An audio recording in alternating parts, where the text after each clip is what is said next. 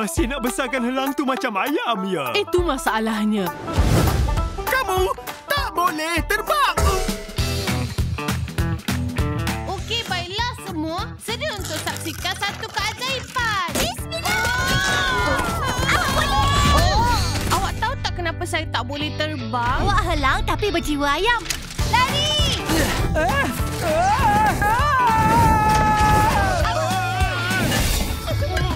Awak boleh seekor helang. Dia berbahaya. Saya tak patut tinggal sini.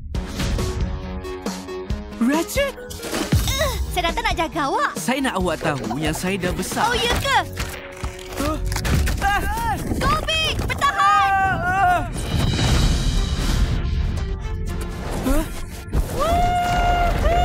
Tolonglah ajar saya terbang.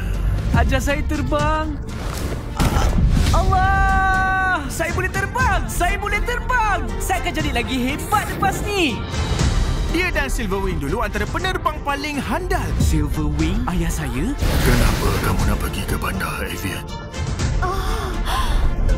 Nak cari keluarga saya semula. Masya Allah. Ini rumah kamu sekarang. Saya Datuk Bandar Kota Avian. Awak penerbang paling hebat.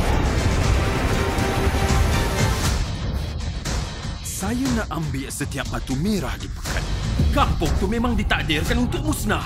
Siapa peduli pasal ayam? Awak tak ada hak nak musnahkan kampung kami. Saya takkan berdiam diri dan biar mereka rampas hak kita. Kamu dah sedia untuk ini?